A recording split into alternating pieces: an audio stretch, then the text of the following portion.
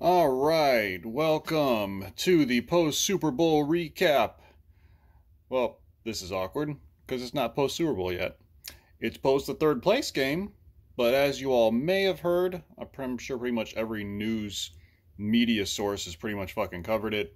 Unfortunately, Damar Hamlin, young safety for the Buffalo Bills, had a heart attack on the field, had to be apparently resuscitated twice, and they canceled the Buffalo-Cincy game. Now, we are, of course, empathetic and sympathetic to that. I'm not making any light of that, not any jokes whatsoever, but realistically, it does pose some issues for our league and how we're going to wrap things up. The NFL is having to figure the same thing out. They don't know how they're going to be able to make up that game. I'm sure they're trying to figure that out. Because it is very important and it probably will need to be played or at least figured out in a fair way. I don't know why they don't just play Madden or have like a kicking contest, go to PKs like soccer or something, right? But nonetheless, it's not going to get figured out this week. So we have to have a backup plan, and here's what it is. The players that were in play, now the third place game is done, which I'll go over in just a sec, but what we're going to do are the players that would have played Monday night. So the Buffalo and Cincy players that were being started by Saheed, Manny, myself, and Hector. So to remind you, Saheed versus Manny had Saheed had Joe Burrow and Bass, Tyler Bass, the Buffalo kicker, left, and Manny had Chase, and there's a 45-point gap between them. Saheed is in the lead. With me and Hector, it is a 34-point game. Again, both of these have had Week 17 points backed out for those respective players. 95 to 61. I have Gabe Davis. He has Josh Allen. So again, the chances that these games are going to change who the winner or the loser is are really slim to none. I mean, pretty much 99%. I think even ESPN has it as 100%, which, you know, they give 99% if there's any possibility.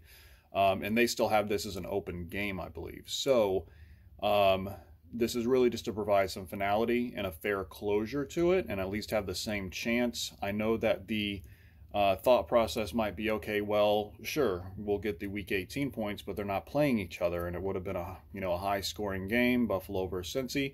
It was shaping up to be that way. I get it. Things aren't perfect. That's fucking life. That's the first thing I'll say. Second off, I did, just as a backup to ease any worried minds, I did run the numbers. And basically, there's not that big of a drop-off. And it's really more in favor of the person that's in the lead. So it's not giving, the underdog who already had a steep hill to climb an even greater advantage. So, for example, the biggest difference here is Joe Burrow goes from playing against Buffalo to playing against Baltimore. That is a difference from the third toughest to the 14th toughest against quarterbacks. So it's an improvement for him.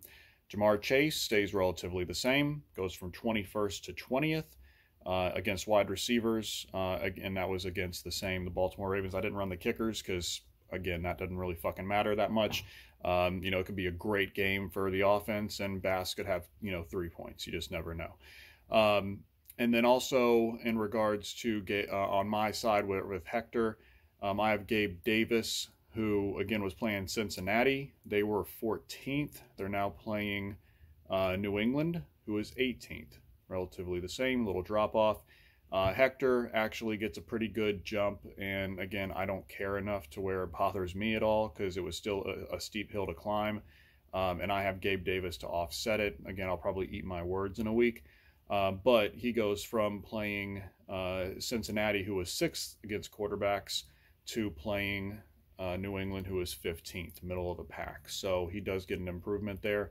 So I think this basically covers our bases. It doesn't give any wiggle room for excuses or any yeah buts. I mean, yeah, it could have been a great Cincinnati versus Buffalo game. That was a high-scoring game, and maybe it made the others come back, and it won't be that way with Cincinnati and Baltimore or Buffalo and New England.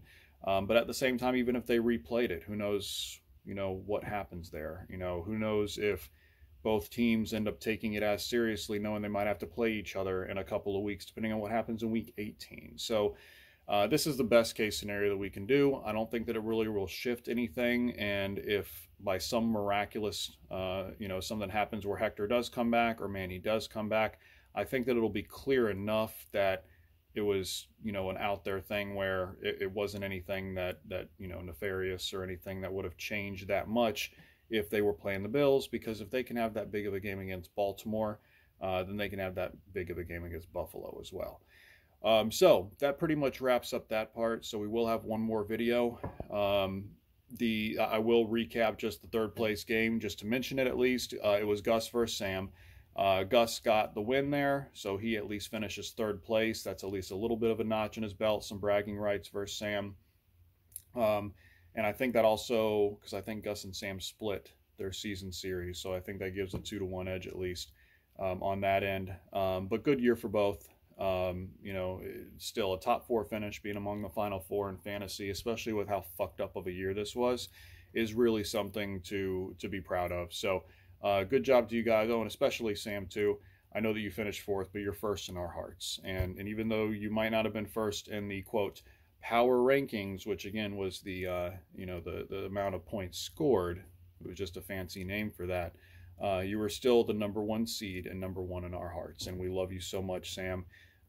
You were the king of the regular season this year, and we don't forget it. But it is shaping up to where it's going to be Saheed is the king of the season overall, and I know that we haven't officially made that yet because we still do have the Week 18 stuff to figure in after this.